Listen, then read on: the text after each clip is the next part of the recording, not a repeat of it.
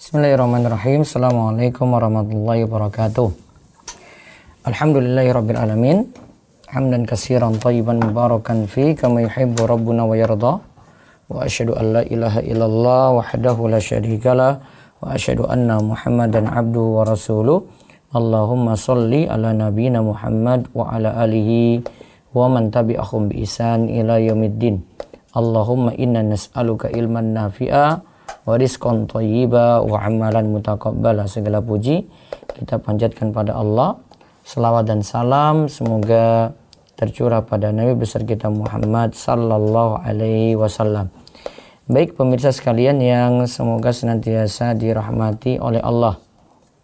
Pada kesempatan pagi ini kita akan kembali melanjutkan Sekolah Fikih Muamalat, sekarang serial ke-49 atau pertemuan ke-49. Yang dimana kita kembali lagi kaji dari buku Harta Haram Muamalat Kontemporer karya guru kami Ustadz Dr. Erwandi Tarmizi rahimahullah ta'ala. Kita sekarang membahas tentang pinjaman online, fintech ya. Fintech, financial teknologi, peer-to-peer lending. Kita akan lihat pembahasannya hingga hukum menabung di bank konvensional. Monggo dibaca halaman 417. Financial technology atau peer-to-peer lending. Definisi, fintech adalah singkatan dari gabungan dua kata, yaitu finansial atau finansial dan teknologi atau teknologi. Secara terminologi, finansial teknologi menurut Bank Indonesia adalah hasil gabungan antara jasa keuangan dengan teknologi yang akhirnya mengubah model bisnis dari konvensional menjadi moderat, yang awalnya dalam membayar harus bertatap muka dan membawa sejumlah uang kas, kini dapat melakukan transaksi jarak jauh dengan melakukan pembayaran yang dapat dilakukan dalam hitungan detik saja. Menurut Otoritas Jasa Keuangan Finansial Teknologi, adalah pelayanan jasa keuangan perbankan dengan teknologi daring atau online. Ya, pinjaman tanpa bertatap muka dan sudah membawa sejumlah uang kas.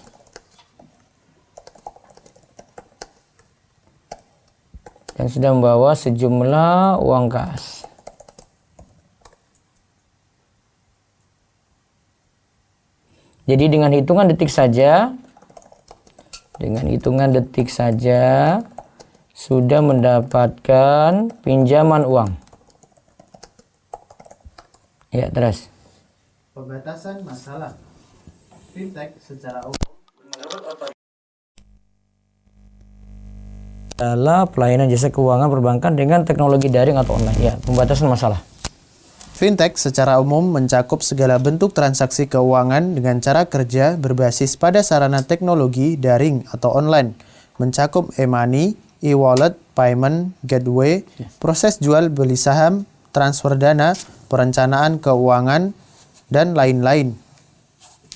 Akan tetapi, makalah ini akan membahas secara spesifik fintech, P2P lending atau peer-to-peer lending yang menduduki peringkat kedua dengan volume mencapai 31% setelah fintech payment sebesar 38%, mengingat pembahasan tentang e-wallet GoPay sudah dibahas pada sidang sebelumnya. Kita sudah bahas tentang e-wallet. Sekarang kita bahas tentang pinjaman online-nya. Ya, terus P2P lending. P2P lending atau sering disebut pinjaman online diselenggarakan oleh penyedia sarana layanan pinjam-meminjam yang berbasis teknologi. Dari gambaran banyaknya cakupan fintech tersebut berdampak menjadi sangat luas, sehingga fintech justru menjadi industri tersendiri yang menjadi pengganti atau disrupsi terhadap industri saat ini. Sebagai contoh, hadirnya fintech peer-to-peer lending selanjutnya disebut pinjaman online, dengan telah menggantikan bank yang saat ini sebagai tempat orang meminjam dan menabung uang. Nah, ini bahkan pinjaman online ini sudah menggantikan bank. Pinjaman online ini sudah menggantikan bank. Ya, terus fintech pinjaman online. Fintech pinjaman online dinaungi oleh regulasi OJK dengan peraturan nomor POJK nomor 77/POJK 01/2016 tentang layanan pinjam meminjam uang berbasis teknologi informasi dan 13/POJK 02/2018 tentang inovasi keuangan digital di sektor jasa keuangan. Ya, terus. Berikut adalah keunggulan fintech ditinjau dari fungsi sebagai tempat meminjam uang. Sekarang keunggulan fintech atau peminjaman online. Ya. 1. Proses sangat cepat, di mana sejak pengajuan sampai dengan dana pinjaman diterima hanya membutuhkan waktu sekitar 30 menit. Ya, 2. Pengajuan dan persyaratan sangat mudah, cukup mengisi formulir online dari ponsel pintar yang berisi identitas dan data diri beserta foto calon nasabah. Tidak diperlukan kehadiran nasabah di kantor. Selanjutnya, pinjaman langsung akan ditransfer ke rekening nasabah. Ya. Pengajuan yang besar dengan batasan mencapai 2 miliar per satu kali penyaluran. Pengajuan yang besar dengan batasan mencapai bisa 2 miliar. Bahkan saat ini bukan hanya pinjaman online yang disediakan oleh aplikasi khusus ya. Sekarang pinjaman online juga bisa ditemukan di beberapa marketplace, ada di Shopee, ada di Tokopedia ya. Jadi mereka punya peminjaman online juga. Jadi mereka buka jaringan lagi, bukan hanya transaksi jual beli. Nah, ini juga bentuk dari pinjaman online. Ya sama, ya prosesnya cepat, pengajuan dan persyaratan sangat mudah. Namun kalau yang ada di marketplace tahu saya cuma dibatasi beberapa juta saja, ya tidak mungkin sampai 2 miliar seperti ini. Terus kemudahan. Kemudahan mendapatkan pinjaman ini memicu jumlah nasabah tumbuh semakin pesat yang akhirnya menimbulkan dampak pada penyedia pinjaman online yang terus bermunculan, bahkan tanpa melalui izin dari OJK. Ya. Praktek. Namun lihat ya OJK, ya, ini kalau tidak kalau bukan berarti dapat izin, ya itu jadi halal bukan? Ya. Dengan tanpa izin juga bukan berarti langsung haram ya. Yang jelas ya kalau tanpa izin ya jelas gitu ya. Tapi yang kita bahas di sini kalau hukumnya itu dikaitkan dengan izin dari OJK baru dikatakan ini legal. Legalnya iya, tapi dari sisi haramnya tetap haram. Seperti kemarin banyak yang mengkritik video kami tentang VTube misalnya. Itu sudah dapat izin dari OJK. Iya, izin OJK, tapi bukan menunjukkan bahwasanya itu halal gitu. Masalah izin OJK, legal dari OJK itu berbeda dengan masalah hukum halal dan haram gitu. Terus, praktek pembuatan fintech juga cukup mudah, cukup dengan menyediakan software dan dana untuk disalurkan. Bila dua syarat ini terpenuhi, bisa langsung menjadi penyelenggara fintech, bahkan tanpa kantor sekalipun. Badan Hukum Fintech adalah perseroan terbatas atau PT atau koperasi yang masing-masing mengikuti ketentuan dan persyaratan sebagai lembaga penghimpun dan pemberi pinjaman. ya terus. Pinjaman online saat ini dapat menggantikan fungsi bank. Hal inilah yang disebut disrupsi baik dari sisi penabung maupun dari peminjam. Hakikat hukum yang terjadi dalam pinjaman online adalah penabung menyalurkan pinjaman langsung kepada peminjam. Penyelenggara sifatnya hanya menjadi sarana pertemuan. Penyelenggara tidak dibebankan resiko atas gagal penyaluran. Pendapatan penyelenggara berasal dari fee atau upah atas setiap transaksi berhasil. Nah, berarti dalam peminjaman online ini ada berapa pihak ya? Ini ada penabung yang menyalurkan pinjaman.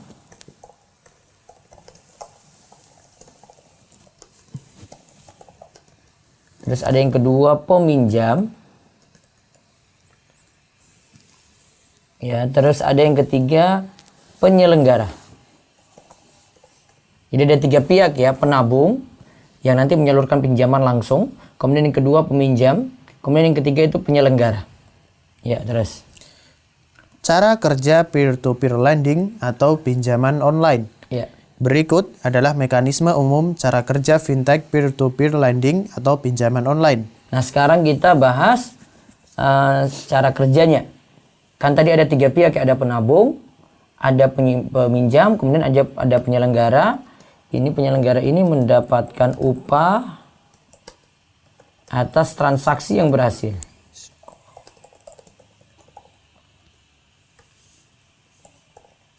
Ya, terus. 1. Nasabah peminjam disebut borrower. Mengajukan pinjaman melalui aplikasi yang sudah diinstal. Ya, tadi peminjam itu mengajukan peminjaman lewat aplikasi. Ya. Yang sudah diinstal. Terus. Borrower yang lolos penilaian akan ditampilkan di aplikasi yang selanjutnya akan diteruskan ke halaman penabung atau pemberi pinjaman atau lender. Nah, sekarang ada penilaian. Setelah itu berlanjut ke halaman penabung atau pemberi pinjaman. Ya, terus.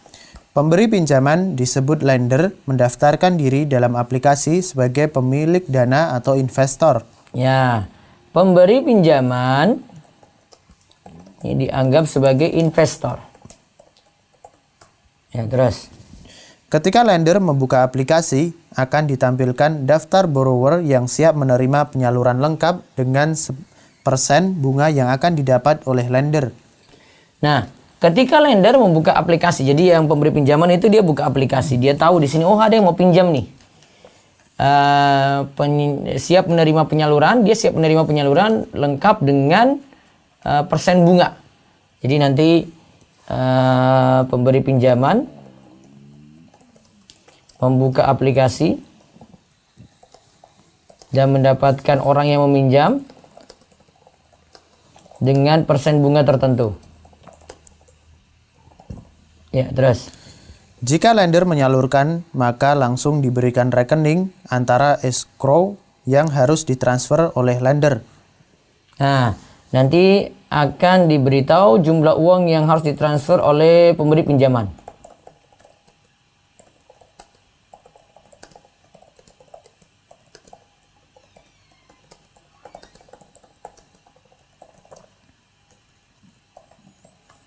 Ya, terus.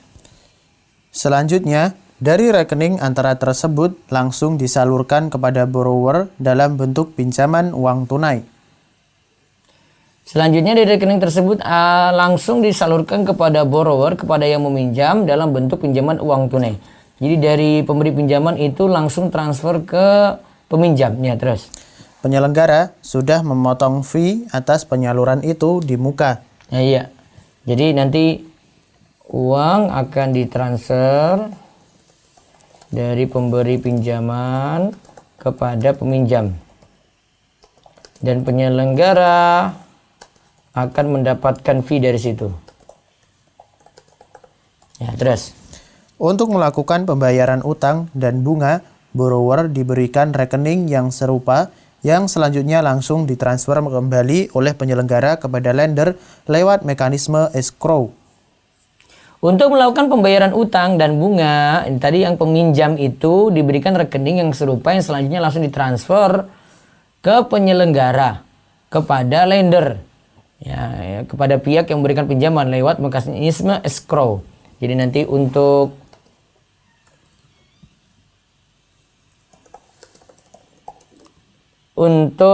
pembayaran utang dan bunga akan lewat rekening yang akan diberitahu penyelenggara. Ya, terus. Dalam hal terjadi tunggakan, maka diberlakukan denda atau pertambahan bunga yang dihitung setiap hari. Denda akan ada hitungan setiap hari. Ya, terus. Penyelenggara membuat disclaimer yang menyatakan bahwa resiko penyaluran ditanggung oleh pemberi pinjaman. Contoh, Resiko kredit atau gagal bayar ditanggung sepenuhnya oleh pemberi pinjaman. Tidak ada lembaga atau otoritas negara yang bertanggung jawab atas resiko gagal bayar. Nah, risiko gagal bayar ditanggung oleh pemberi pinjaman, bukan si penyelenggara, bukan juga ini tidak ada lembaga otoritas negara, jadi tidak legal di sini ya. Mau dibilang OJK tapi lepas tangan semuanya nanti. Tidak ada lembaga atau otoritas negara yang bertanggung jawab. Bukan juga ditanggung oleh suatu lembaga atau otoritas negara. Ya, terus. Penyelenggara hanya sebagai fasilitator transaksi karena hakikat yang terjadi adalah transaksi antara lender dan borrower, baik konsekuensi hukum maupun resiko yang ditimbulkan. Penyelenggara hanya meminta fee atau upah atas terjadinya transaksi. Jadi penyelenggaranya itu hanya sebagai fasilitator. Sejatinya peminjaman langsung dari pihak pemberi kepada penerima, kepada pihak penerima pinjaman. Nah, tadi penyelenggara itu cuma fasilitator saja. Terus, Fintech pinjaman online ini dapat disimpulkan sebagai suatu transaksi pemberian pinjaman individu kepada individu lain dengan sarana atau media teknologi. Sarana teknologi hanya sebagai media atau sarana pertemuan antara pemberi pinjaman dengan peminjam. ya. Bunga dan biaya sebagai pertambahan atas pinjaman yang harus dibayarkan oleh borrower kepada lender dan penyedia mencapai lebih dari 40,15% per tahun. Ya. Kondisi ini berbeda jika dibandingkan dengan bunga bank yang hanya mencapai 13,8% tahun flat. Per tahun flat. Nih, lihat ya. Di sini bunga dan biaya pertambahan itu 40, bisa sampai 40% per tahun.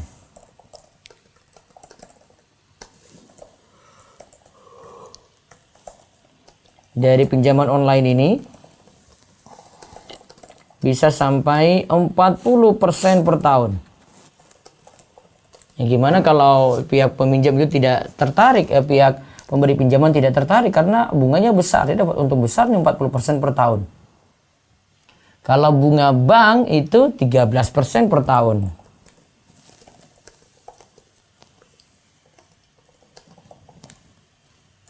Nah, sekarang hukum syar'inya. Hukum syar'i peer-to-peer lending.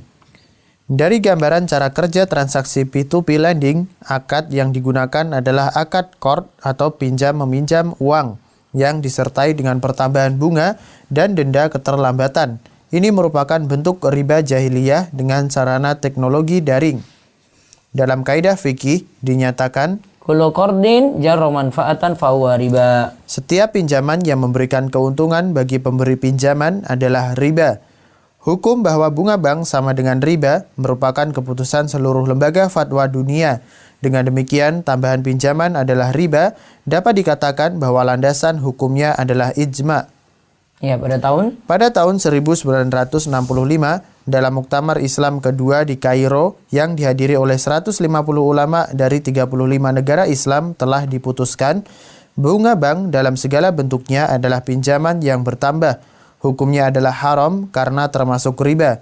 Tidak ada perbedaan antara pinjaman konsumtif atau produktif. Riba diharamkan, baik persentasenya banyak maupun sedikit, dan akad pemberian pinjaman yang disertakan dengan bunga juga diharamkan. Nah, ini juga fatwa ini sudah disebutkan sebelumnya ya. Terus pada tahun 1985 Masehi. Pada tahun 1985 Masehi, Majma' Al-Fiqh Al-Islami, Divisi Fikih OKI mengadakan muktamar yang dihadiri oleh ulama perwakilan negara-negara anggota OKI memutuskan setiap penambahan dalam pengembalian hutang atau bunga atau denda karena keterlambatan pelunasan hutang, begitu juga bunga yang ditetapkan persennya sejak dari awal transaksi, hal ini adalah riba yang diharamkan syariat Islam.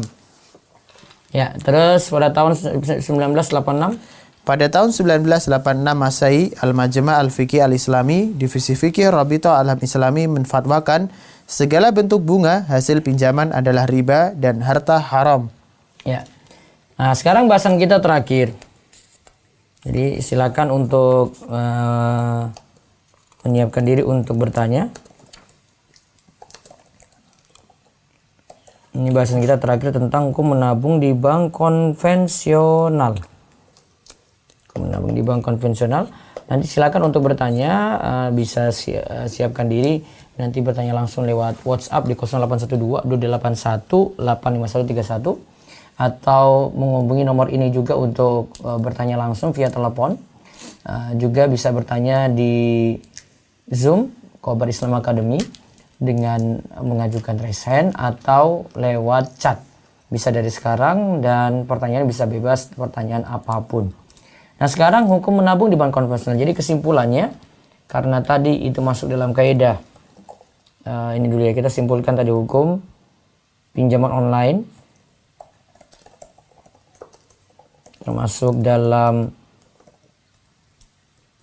riba karena di dalamnya ada manfaat atau tambahan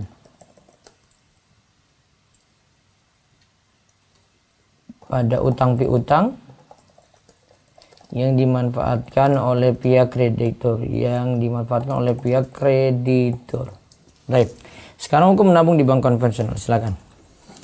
Setelah mengetahui bahwa transaksi simpan pinjam di bank konvensional adalah transaksi riba, bagaimana hukumnya menabung di bank konvensional?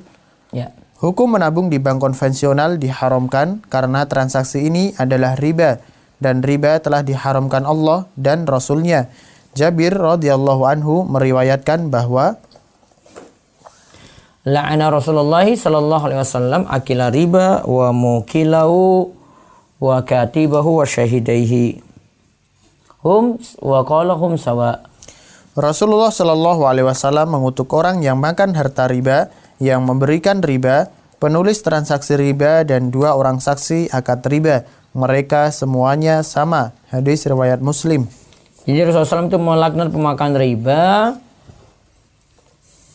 kemudian yang memberikan riba, penyetor riba, kemudian wakatibahu, penulis transaksi riba,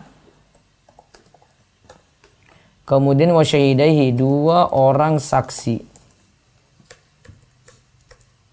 Ya.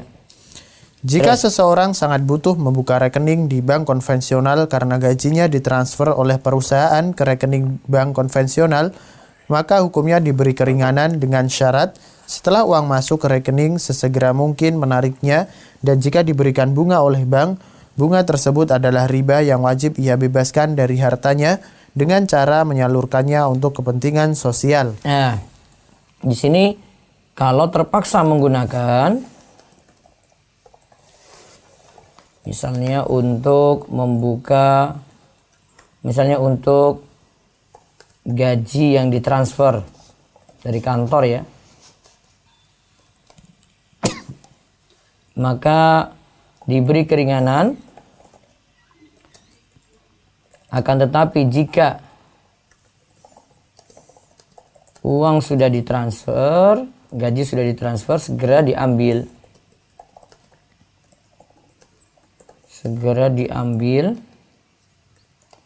Lalu bunga tidak dimanfaatkan, bunga disalurkan untuk tadi disebutkan kepentingan sosial.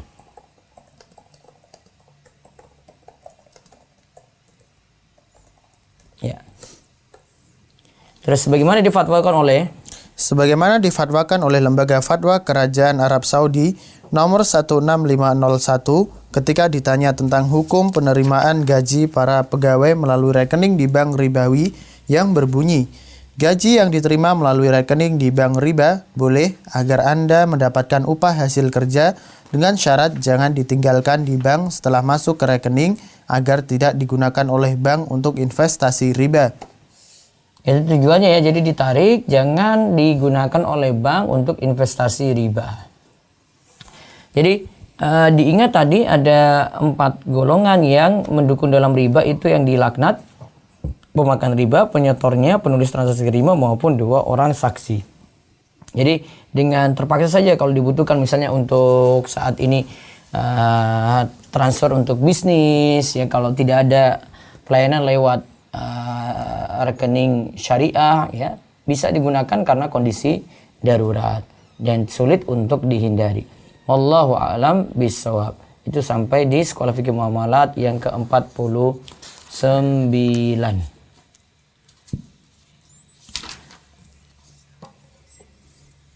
Nanti yang berikutnya kita bahas hukum menerima hadiah dari bank hasil undian. Ya, terus baru kita sampai pada pembahasan gadai. Ya. Baik, demikian kita cukupkan. Silakan jika ingin bertanya. Lewat Zoom dulu, monggo 2 lewat raise hand yang bertanya langsung dan 2 lewat chat. Nanti insya Allah kita selesai jam 6 kalau begitu lebih awal. Monggo. Baik, pertanyaan pertama dari Bapak Maulana Aziz. Silahkan. Assalamualaikum warahmatullahi wabarakatuh. Waalaikumsalam warahmatullahi wabarakatuh. Sebelumnya saya ucapkan terima kasih atas ilmunya yang sangat bermanfaat, Ustadz. Ya. Saya ingin bertanya terkait dengan hadis yang tadi sudah dijelaskan oleh Ustadz, yaitu Allah melaknat para pelaku riba yang salah satunya disebutkan adalah penyetor riba. Ya. Saya ingin bertanya Ustadz, bahwa orang tua saya itu memiliki hutang riba seperti itu. Lalu saya sebagai anak, istilahnya kalau dalam hal ingin membantu melunasi hutangnya itu, apakah saya termasuk penyetor riba, Ustadz? Terima kasih, jazakallahu khairan. Kalau sudah terjadi, maka segera dilunasi gitu. Jadi itu bukan jadi dapat laknat sih, tapi ingin segera laknat itu cepat terangkat gitu. Ini kalau ingin cepat selesai ya bantu orang tua ketika punya kemampuan. Wallahu a'lam. Baik, terima kasih Ustadz. Ya, semoga Allah mudahkan. Amin. Selanjutnya Abu Ubay. Assalamualaikum Ustadz. Waalaikumsalam warahmatullahi wabarakatuh. Silakan. Ya, Ustadz mau tanya Ustadz. Ya. Saya kan bekerja di salah satu perusahaan BUMN, tapi saya di bagian swastanya Ustadz. Tapi saya itu sering melakukan itu Ustadz, membuat suatu kontrak atau semacam akad untuk proyek Ustadz. Akad jadi, untuk? Semacam buat proyek, suatu pembangunan itu loh Ustadz ya. Ya. Nah, itu kan biasanya kan kita kan mengajukan suatu dokumen terlebih dahulu Ustadz. Semacam itu namanya itu dokumen resiko. Jadi penganalisaan apakah proyek ini layak untuk dijalankan atau tidak. Nah, terus nanti kalau misalnya dikatakan disetujui, terus otomatis proyek itu harus jalan Ustadz. Ya, terus masalahnya? Masalahnya ini Ustadz. Kalau misalnya kan saya kan bagian pembuatan proyek ya Ustadz ya. Nah, kan otomatis kan saya kan harus menulis di situ teknisnya juga, mulai dari administrasi juga, terus dari itu kan biasanya kan ada barang dan jasa Ustadz ya, barang sendiri dan jasa barang itu biasanya cuma barang saja tanpa ada jasa. Tapi kalau misalnya bisa jasa include sama barang. Nah, kalau misalnya Ustadz di suatu sistem tersebut ada sistem denda. Kalau misalnya sistem denda, setahu anak kan ada juga dua ya Ustadz ya. Satunya itu denda yang diizinkan. Kalau misalnya akadnya berupa akad istisna ya Ustadz ya. Kalau pembuatan, kalau misalnya dikatakan dia terlambat mengerjakan terlambat dalam waktu tertentu, dia akhirnya kena denda Ustadz. Nah, terus kalau misalnya dikatakan dia terlambat itu efeknya sangat besar Ustadz bagi perusahaan. Nah, kalau misalnya yang saya tanyakan, kalau misalnya dikatakan barang itu kan di situ tuh juga tetap berlaku sistem denda Ustadz. Nah itu bagaimana Ustadz ya kalau misalnya terkait barang tersebut?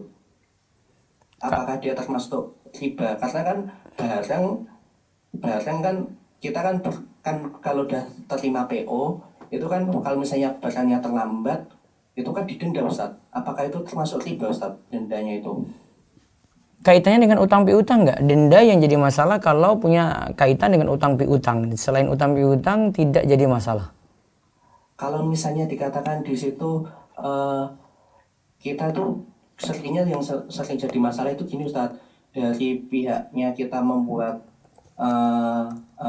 dokumen tersebut, kita nggak tahu barangnya tersebut dia itu selaku pemilik barang atau tidak. Yang kita mengakuisisi kan mengatakan bahwa kan banyak atau Ustadz yang dikatakan dia itu ada juga itu misalnya kita buat akad ya, itu dia itu nggak kita nggak tahu bahwa dia itu memiliki barang atau tidak. Baiknya gimana ya Ustadz ya? Kita nggak tahu kalau dia punya apa? Barangnya tersebut itu loh Ustadz. Kalau misalnya barangnya tersebut dia itu punya atau enggak kita nggak tahu Ustadz. Kadang itu kalau misalnya main dokumen ya Ustadz ya, biasanya kan ada COO, Certificate of Origin, sama Certificate of Material ya Ustadz ya. Itu kadang itu banyak yang dipalsukan Ustadz. Itu padahal itu dari manufaktur ya Ustadz ya. Nah tapi dia itu banyak memalsukan itu gitu loh Ustadz. Kita selaku membuat dokumen tersebut bagaimana ya Ustadz? Apakah kita termasuk berta'awun misalnya dikatakan, padahal saya sering buat itu sangat detail Ustadz. Kalau misalnya dia wajib selaku pemilik barang, dia harus memiliki dokumen-dokumen ini. Dia bisa kadang itu dari pihak pengecekan barang itu, dia itu bisa memalsukan seperti itu Ustadz. Terus akhirnya gara-gara dia memalsukan tadi, Barangnya dia tembus, padahal dia itu nggak tahu itu dia itu miliki barang atau tidak. kita dengan dia transaksinya apa? Transaksinya berupa PO Ustaz. Misalnya kita buat ya, kita butuh peralatan A. Peralatan A otomatis kan lelang Ustaz ya. Iya. Lelang, terus barangnya itu misalnya udah PO, dia udah terima PO, terus dengan interval misalnya dikatakan 2 bulan. Nah 2 bulan dia barang harus datang. Nah ternyata barangnya itu nggak datang. Iya, terus? Nah terus otomatis kan dia kena denda. Nah kalau dikatakan misalnya itu Ustaz ya, kita di persyaratan tersebut kita tidak mendetailkan, misalnya dikatakan saya tidak mendetailkan bahwa dia harus memiliki barang, dia selaku pemilik barang, saya tidak mendetailkan seperti itu. Ternyata dia itu nggak memiliki barang tersebut Ustaz. Itu bagaimana Ustaz ya? Kan di luar ini ya kemampuan kita untuk mendeteksi kayak gitu. Kita secara umum saja. Oh, secara umum saja Ustaz ya? Iya. Berarti tapi kalau misalnya kita selaku pembuat dokumen tersebut kita nggak. Kalau tahu saja, kalau tahu baru kita nganggap oh ini nggak bisa ini. Nah, kalau nggak tahu ya sudah. Tapi kalau misalnya dikatakan barangnya tersebut terlambat, itu termasuk kena riba nggak Ustaz? Barang tersebut terlambat terus kena denda. Kena denda. Iya. Tidak masalah, itu tidak riba. Karena tidak kaitannya dengan utang piutang. Oh, utang piutang ya. Karena tidak kaitannya dengan utang piutang. Oh, jadi beda ya kalau misalnya di PO itu dengan utang piutang itu beda ya Ustaz ya berarti ya. Kan belum pinjamin uang kalau PO. Iya. Iya. Belum kasih uang. Iya, belum. Ya. Satu lagi boleh Ustaz tanya? Iya. Ya, terkait kalau misalnya Ustaz ya, di dokumennya tersebut saya buat semacam trainingnya tersebut itu biaya menjadi tanggung jawab dari pemenang tender tersebut. Itu gimana Ustaz? Kita kalau misalnya dikatakan training tersebut terus kita mendapatkan fasilitas makanan itu, tapi kan di dokumen tersebut kita menyantumkan bahwa semua itu menjadi tanggung jawab dari pemenang. Itu boleh Ustaz? Boleh saja. Boleh ya, karena udah menjadi persyaratan dan disetujui oleh bagian atasan gitu ya Ustaz? Iya. Iya, oh gitu. Ya, jazakumullah khairan Ustaz. Oh ya, ya, terus lewat chat dulu 2. Iya, baik Ustaz. Pertanyaan pertama dari chat saya bacakan yang berhubungan dengan kamar dulu Ustaz. Iya. Assalamualaikum Ustaz, izin bertanya. Waalaikumsalam. Cukup kerja di OJK sebagai staf departemen logistik. Jika ada orang berhutang kepada kita dan orang tersebut sering memberi makanan atau hadiah, apakah makanan atau hadiah tersebut termasuk riba dan boleh dimakan? Dan bagaimana jika dalam hutang piutang tidak ada kesepakatan kapan akan dilunasi? Baiknya utang piutang itu ditetapkan kapan dilunasi, karena ini masalah kepentingan bersama biar juga tidak jadi konflik ke depan.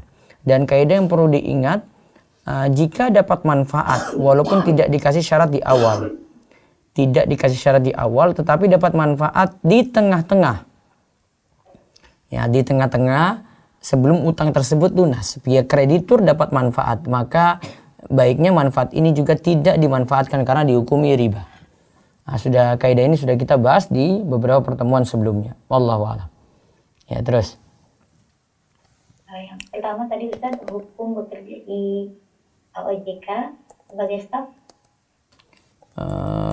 Saya pending dulu. Kalau OJK secara umum dia bukan ngatur ini ya, OJK kerja. Sebentar.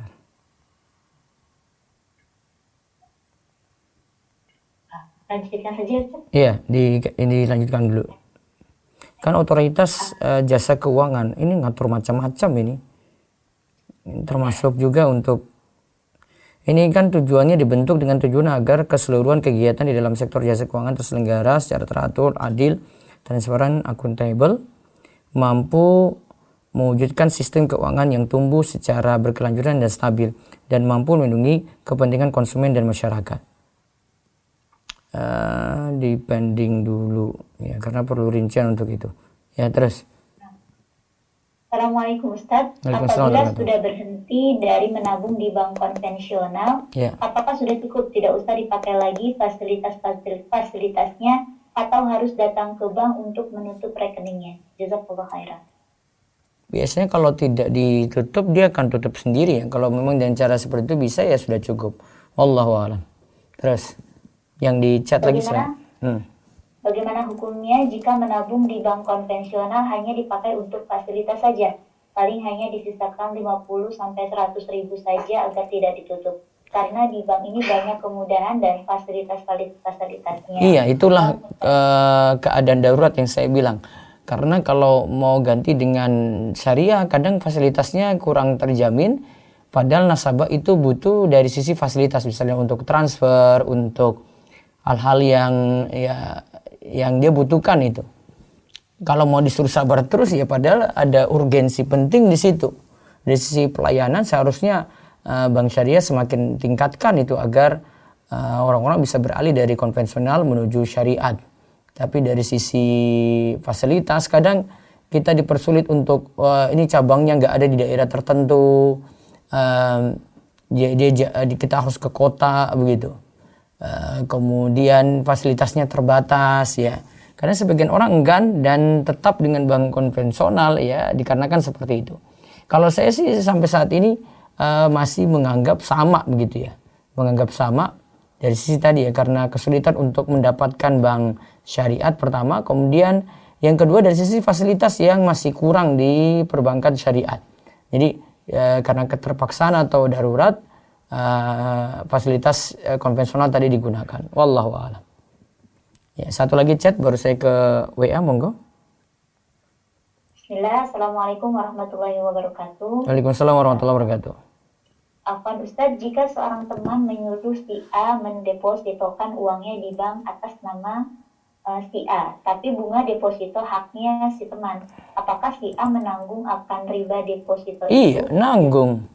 Karena dia mendukung di situ. Siapa suruh dia nabung terus nanti keuntungannya untuk yang lain gitu. Bunga tadi dia jadi pendukung karena kalau tidak atas nama dia tidak akan keluar bunga tadi. Maka masuk nanti dalam hadis Jabir tadi Rasulullah SAW melaknat 4 golongan, totalnya itu ada 5 orang di situ dan dia termasuk mendukung dalam hal riba. Wallahu a'lam. Baik, saya ke WA dulu silakan.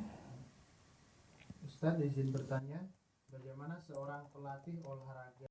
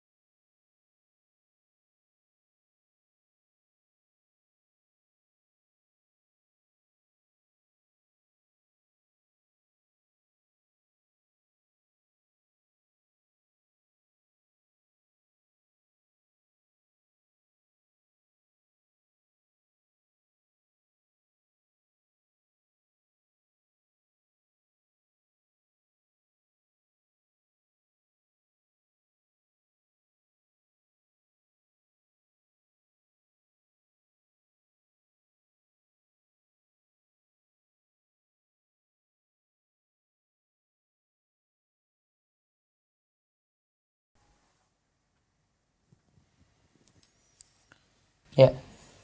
Izin bertanya Ustadz, nyamuk dan semut itu boleh dibunuh atau tidak?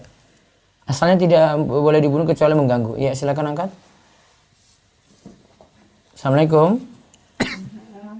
Ya, silakan. Iya, Bu Guru.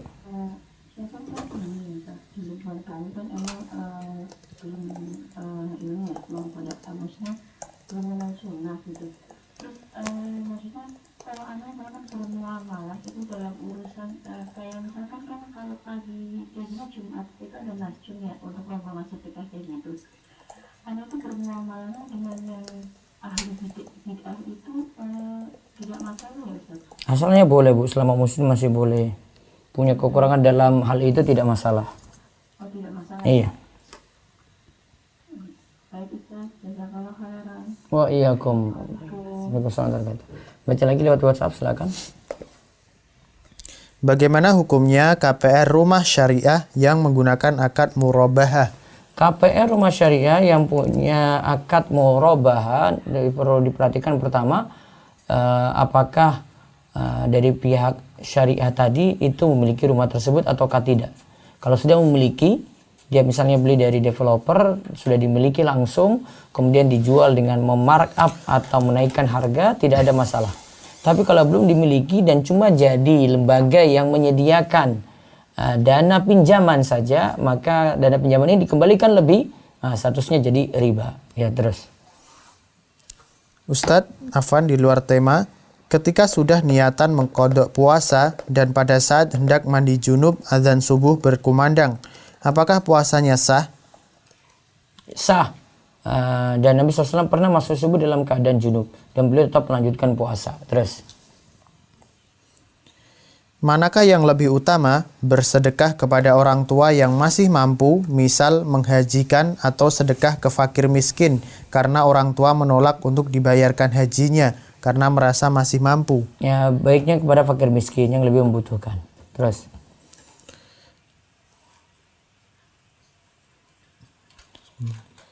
Ustadz punya rekening dan...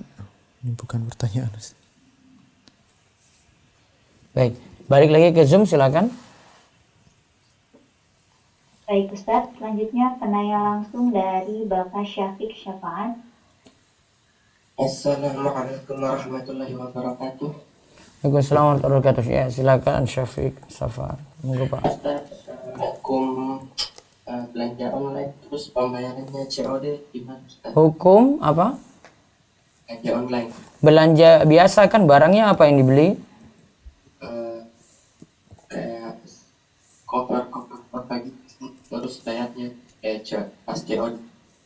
Kalau bukan emas, itu barang selain emas dan perak masih dibolehkan. Kalau emas dan perak, nanti akan terjadi penundaan antara pembayaran dan sampainya barang. Nah, itu baru jadi masalah. Namun kalau barang yang lain boleh. Saya lihat Ustadz videonya Ustadz Erwandi, dia bilang nggak boleh karena utang sama utang. Apa tadi? Apa tadi belanjanya? Apa? Sofa cover Ustadz. Maaf, suaranya kurang jelas ya. Apa tadi? Apanya Ustadz? Barangnya apa? Kayak sofa cover. Sofa cover. Ya, Sofa cover. iya Ustadz. Apa itu? Ya pembungkus sofa itu Ustadz. Pembungkus sofa kan? Pembayarannya di mana? COD, pas COD. Pas bayar pas COD kan? Iya. Ya dianggap Iya. transaksinya ketika COD. Nanti konsekuensinya kalau pakai kaidahnya Ustadz Irwandi sih harus bisa di cancel ketika barang itu datang. Iya. Karena akad harus terjadi ketika barang tersebut diterima. Jadi Sudah punya tidak ada barang. akad dia. Jadi tidak ada akad di awal. Seperti itu. Tapi saya sudah cek toko online dia nggak mau Ustadz. Bisa pakai transaksi lain. Itu. Insya Allah tidak ada masalah dengan itu ya. Karena barang pertama sudah dimiliki, diikat di awal. Saya yakin diikat di awal itu sudah harus bayar. Cuma barang nanti dititip dan diantar langsung ke tujuan. Jadi nggak masalah. Wallahu a'lam. Nggak apa-apa. Makasih Ustaz. Iya. Terus ada lagi, silakan. Selanjutnya Ibu Rika Umu Arista. Assalamualaikum warahmatullahi wabarakatuh. Waalaikumsalam warahmatullahi wabarakatuh. Silakan. Izin bertanya dari pertanyaan beberapa hari lalu yang mengatakan bank itu mengambil bunga itu tidak boleh, tapi uangnya bank bisa mendapatkan penghasilan dari memutar uang dana itu untuk modal usaha. Jadi apakah tetap berdosa atau riba kalau kita peminjam uang ke bank untuk usaha, Ustaz? Nah, itulah masalahnya gini. Pihak bank ketika meminjamkan itu cuma meminjamkan, bukan bagi hasil kenyataannya. Karena dari sisi pihak bank, karena dia menggunakan uang nasabah, bank itu tetap ingin agar uang tersebut kembali. Sedangkan kalau untuk modal usaha yang nanti maksudnya adalah mudharabah, berarti bagi hasil uang itu tidak dijamin balik. Sehingga kalau pinjam dari bank tetap transaksinya utang piutang, bukan mudharabah. Mudah-mudahan paham. Berarti yang syar'inya seperti apa, Ustaz? Ya syar'inya jangan pinjam dari bank. Oh gitu. Karena bank itu tetap harus uang tersebut kembali gitu. Jadi nih bank ini kan pegang uang nasabah. Bank salurkan lagi ke yang mau pakai. Tetap bank bilang uang ini harus kembali. Tidak mungkin bank bilang nanti sudah, nanti kalau untung kita bagi bareng-bareng, kalau rugi kita lagi bareng-bareng sudah. Oh, bank itu bangkrut nanti seperti itu. Kenyataannya itu bukan mudharabah, walaupun bank sebut mudharabah. Karena bank tetap ingin uang itu kembali dijamin balik, berarti otomatis akadnya itu tadi mungkin dia pakai nama mudharabah berubah menjadi tetap qardun, utang piutang. Paham kan? Iya, insyaallah paham, Ustaz. Satu lagi, Ustaz. Iya. Materi yang telah lalu mengenai asuransi, Ustaz. Iya. Ada namanya asuransi Islami. Apakah itu tetap diperbolehkan, Ustaz? Bentuknya apa dulu? Oh, Kalau pakai nama saja semua bisa ubah nama, Bu. Homer pun itu bisa ubah nama jadi minuman enak gitu bisa. Jadi hakikatnya disebutkan. Bentuknya gimana? Apa yang dimaksud? yang syar'i seperti apa, Ustaz? Syar'i cuma bentuknya ta'awun, saling tolong menolong. Syarat-syaratnya banyak di sini. Ada di buku Harta Haram Muamalah Kontemporer ini disebutkan. Jika kita sudah terlanjur di masa lalu pernah ikut, Ustaz, Ya. saat kita mengerti, kita berhenti. Ya. Apakah itu uang tetap bisa dimanfaatkan, Ustaz? Dimanfaatkan sebatas premi saja yang disetor. Itu uang ibu berarti. Namun kalau lebih daripada premi yang disetor, itu bukan hak ibu lagi. Biasanya kan kalau sudah diputus di tengah jalan tuh biasanya hasilnya Malah kurang. nggak sejumlah yang kita setor, Ustaz. Berarti sudah itu hak ibu. Ibu rugi berarti. Tapi insya Allah halal ya, Ustaz. Halal untuk ibu. Oh, baik, Ustaz. Jazakallahu khairan, Ustaz. Assalamualaikum. Waalaikumsalam warahmatullahi wabarakatuh. Ya, silakan lagi dari Resen dulu, satu lagi baru ke chat. Iya, silahkan Ibu Dina. Ya. Ibu Dina. Oh, tidak. Assalamualaikum, Ustaz. Waalaikumsalam warahmatullahi wabarakatuh. Silakan. Saya mau nanya, jadi orang tua saya itu punya sekolah. Kemudian sekolahnya itu atas nama dia, ada aset-asetnya. Nah, kemudian orang tua saya itu berwasiat itu bangunan jangan dijual gitu. Sedang tanah, pokoknya semua asetnya jangan dijual, diteruskan sekolah ini gitu. Tapi aset-aset semua itu atas nama orang tua saya. Ya, terus? Nah, itu ke depannya bagaimana? Kan itu sebenarnya ada hak warisnya, cuman ada wasiat itu karena kan namanya anak, ada ipar, ada apa segala macam, itu hukumnya seperti apa, Ustaz? Orang tua masih hidup atau sudah meninggal? Orang tua masih ada. Terus aset ini diurus untuk apa, Bu? Maksudnya diurus sekarang ini, walaupun tadi bilang itu hak waris, tapi kan nanti ketika sudah meninggal dunia. Iya, tapi dia berwasiat nanti kalau udah meninggal ini jangan dijual kayak gitu. Masalahnya jadi konflik besar ya nantinya itu. Iya. Iya. Anak-anak ada berapa coba, Bu? Anak-anak dari Anak ada 4, tapi kan coba sama 4. ipar-iparnya ada 8. Ipar nggak masuk hitung, Bu.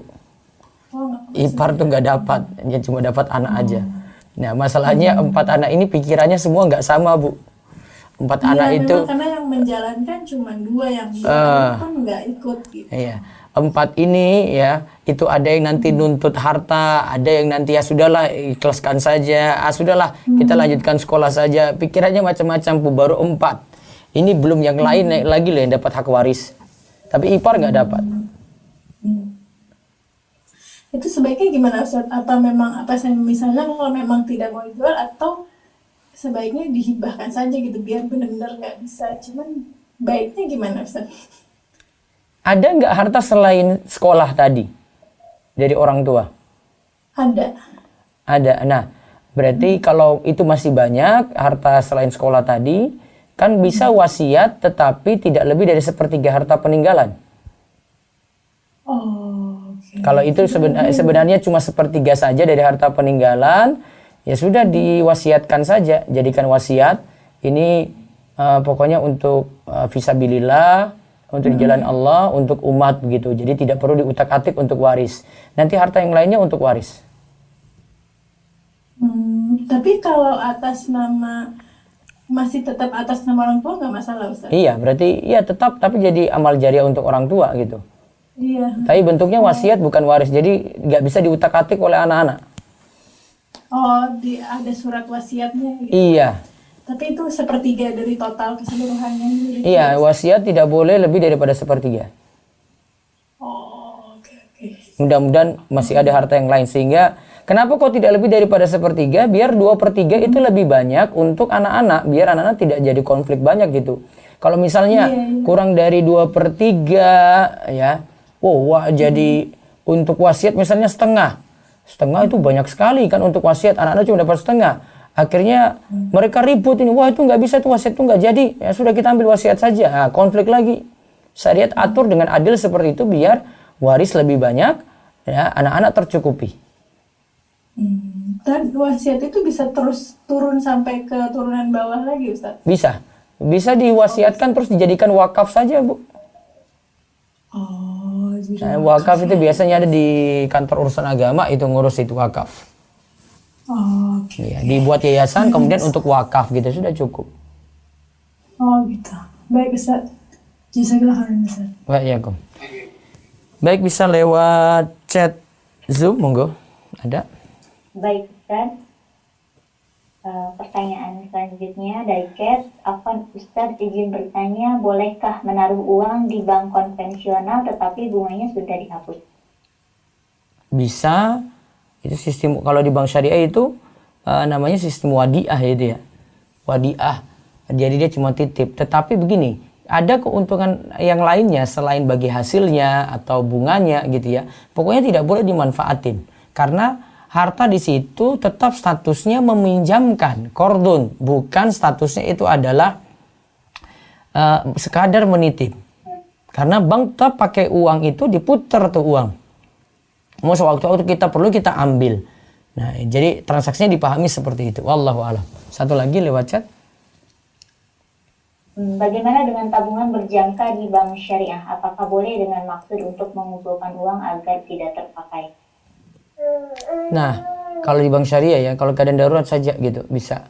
Ya, sebenarnya deposito juga itu sama. Yang jelas tidak boleh manfaatin bagi hasilnya atau bunganya. Karena tetap dalam transaksi qardun itu bunga dan atau bagi hasilnya tidak dimanfaatin. Wallahu a'lam. Baik, saya balik dulu ke WA, silakan. Nanti saya balik ke Zoom. Ustadz izin bertanya, punya rekening dan ATM BRI. Terus saya dapat dana UMKM dari BRI, apakah boleh saya manfaatkan uang tersebut karena kondisi suami tidak kerja karena pandemi? Kalau memang kondisinya miskin, ya dia bisa manfaatkan itu. Allahu a'lam, karena kondisi. Terus. Ustadz izin bertanya bahwa azab kubur dan siksa kubur bagi muslim itu sebagai pelebur dosa kita yang masih tersisa terbawa ke alam kubur. Jika seseorang rutin membaca surat Al-Mulk yang menurut hadis akan melindungi kita dari siksa kubur, ini berarti apakah di alam kubur bisa terhindar dari siksa kubur? Iya, terhindar dari siksa kubur. Kalau tidak dapat azab kubur, dapat nikmat kubur, apa berarti dosanya tidak dilebur? Itu kan berarti pertanyaannya. Enggak juga kayak begitu. Itu logika, itu main logika. Kalau sudah dosa-dosanya sudah dilebur dengan amalan yang lainnya, ya sudah dikubur, dia tetap dapat nikmat kubur. Jadi enggak usah nanti azab kubur biar dilebur dosa-dosanya. Enggak kayak gitu jalan berpikir. Ya, terus. Ustadz, saya mau bertanya dan saya sangat butuh jawabannya. Ada perusahaan bernama Oracle. Perusahaan tersebut bergerak di bidang teknologi informasi. Pertanyaan saya, dikarenakan nama perusahaan tersebut yang berarti peramal, bolehkah saya berinteraksi dengan perusahaan tersebut dan menggunakan produknya? Kalau Allah menjelaskan dulu untuk produknya itu seperti apa, tidak secara umum seperti itu.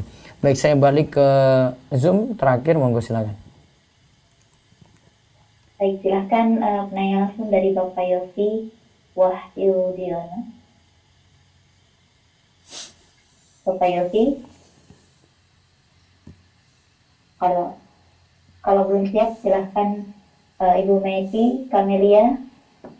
Ustaz, Assalamualaikum. Waalaikumsalam warahmatullahi wabarakatuh. Silakan Bu Meti. Langsung bertanya Ustaz, gini, kalau setiap tahun untuk Idul Adha di perusahaan suami itu ada kurban, tapi itu diatasnamakan ke bergilir itu atas nama karyawan satu-satu gitu Ustaz. Seperti apa hukumnya seperti itu Ustaz? Tapi pakai uang perusahaan ya? Iya, pakai uang perusahaan. Ya, bisa modelnya itu berarti hibah, sebenarnya hibah dari perusahaan kepada karyawan. Kalau memang itu hibah dari perusahaan kepada karyawan diatasnamakan satu orang, boleh. Oh, boleh. Ya. Nah Ustaz, satu lagi Ustaz, kalau misalnya ada wakaf, orang tuanya itu mewakafkan masjid gitu Ustaz. Ya. Nah, masjid dan sekolah misalnya, karena satu hamparan gitu Ustaz. Kemudian berjalannya waktu, kemudian orang tua sudah meninggal, anak-anaknya atau ahli warisnya itu menggugat gitu untuk masjid dan sekolah tersebut, gitu. Gimana ya Ustaz? Kalau itu wakaf resmi nggak bisa digugat itu. Kan ada pengurusan wakaf di kantor urusan agama itu. Kalau sudah wakaf resmi, itu nggak mungkin digugat lagi, Bu. Oh, kalau ini wakafnya hanya kayak di desa aja gitu. Iya, makanya baiknya kalau belum terjadi, diwakafkan resmi saja. Dan harusnya anak jalani kayak gitu sih. Harusnya ada yang menyelesaikan masalah ini, bilang ini wakaf, ini kan amanat orang tua kita. Sudahlah kita ngurus wakaf resmi. Untuk waris nanti dari harta yang lainnya selain wakaf tadi. Kalau sikap anak-anaknya seperti itu berarti gimana? Ya memang anak-anak gila dunia itu namanya. Gila dunia itu nggak peduli lagi, Bu. Nah. Iya, mau dia kejar-kejar aja itu. Makanya sama dengan kasus yang tadi yang Ibu sebelumnya tanya juga itu kan. Iya, Ustaz. Sama. Jadi pokoknya wakafkan deh. Karena ini wakaf, kalau ini wakaf ngalir terus sama orang tua itu. Namun kalau ini jadikan waris, jadi rebutan, ya sudah amal jarinya terputus. Nah, Ustaz. Artinya gini, tolong kita bisa sadarkan pada anak-anak seperti itu. Ini mau orang tua ini selamat atau enggak sih ya? Kan gampang statementnya itu. Nah, mau orang tua selamat nggak? Kalau mau selamat sudah jadikan wakaf aja, dia sudah nggak usah kita ributin yang ini. Masih ada waris yang lain. Saya yakin masih ada waris yang lain. Nah. Satu lagi Ustaz. Iya. Kalau misalnya pernah terjadi jual beli tanah gitu Ustaz. Kemudian sudah memberikan uang DP. Tapi kemudian karena tanah ini juga dimiliki oleh beberapa orang gitu Ustaz. Kemudian transaksi ini batal gitu Ustaz. Nah, salah satu anggota keluarga tersebut mengembalikan uang sebagian uangnya. DP tadi. Kenapa Ustaz? Dikembalikan uang DP tadi ya? Iya. Tapi sebagian. Sebagian. Iya, sebagian Ustaz. Iya, Sebagian terus? tidak semuanya. Kemudian salah satu pihak ini juga kan ada yang menikmati juga, misalnya anggota keluarga yang lain menikmati uang DP ini gitu loh Ustaz. Iya. Misalnya katakanlah 1 juta, 3 juta Ustaz, dikembalikan 1 juta, yang 2 juta lagi itu di anggota keluarga yang lain. Tapi kondisinya keluarga yang lain itu tidak mengembalikan setelah batalnya transaksi ini juga hampir sudah berjalan 3 tahun Ustaz. Sikap kita gimana ya Ustaz? Jadi gini, nanti tinggal dilihat saja. Sebenarnya ini tentang masalah DP boleh hangus ataukah tidak, para ulama bersisi pendapat ya. Itu tentang hukum bai urbun namanya. Ini tentang masalah persekot, uang DP, uang muka itu. Kalau saya sih lebih cenderung pada pendapat yang pertengahan, yaitu ketika uang DP ini diambil, ini ada pertimbangan. Kita sebenarnya rugi yang mau menjual. Harusnya ada pembeli lain itu sudah masuk, tapi gara-gara uang DP ini ada, akhirnya pembeli lain nggak bisa masuk. Ternyata nggak jadi. Maka ketika tidak jadi ini kan kita merasa rugi, kita ambil tuh DP, bisa ambil semua ya atau ambil sebagian, itu silakan. Kalau ada perjanjian misalnya ini DP hangus ya, kalau tidak jadi ya, berarti aman ambil semua. Namun kalau misalnya mau seperti itu ingin kembalikan ya timbang-timbang lagi. Ini sebenarnya rugi banyak enggak? Kalau memang mau aman ya kembalikan semua, itu paling aman. Kalau kita tidak ada rugi apa-apa gitu, kembalikan semua. Wallahu a'lam. Nah, itu yang sulit tertagihnya itu justru itu Ustadz, karena satu sisi yang ini jadi seperti hutang gitu, karena beliau ini single parent, kemudian anaknya juga ada yang berkebutuhan khusus gitu Ustadz. Kalau kita untuk menagihnya juga agak sungkan, bukan sungkan, maksudnya agak miris juga gitu dengan kondisinya Ustadz. Menagih uang DP yang tadi sudah dipakai berarti? Iya, betul. Itulah kalau itu 3 sudah, tahun yang lalu kejadiannya. itulah kalau sudah terlanjur tuh kayak gitu sulit ditarik ya Bu. Iya. Mungkin ada yang nalangin dulu deh yang keluarga yang lain. Ya seharusnya. Iya. Tapi kan kondisinya sama sih, ya masih kurang lah Ustadz Afwan.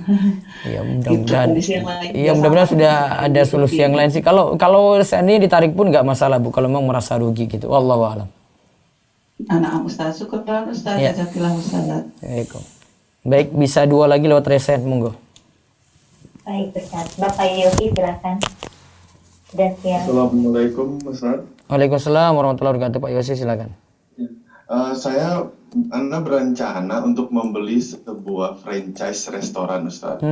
Tapi ada hal yang mengganjal Anda adalah restoran tersebut itu di papan nama restoran tersebut itu ada foto ibu-ibu owner yang pencipta restoran tersebut Ustaz, yang pencetus. Penggagasnya ya.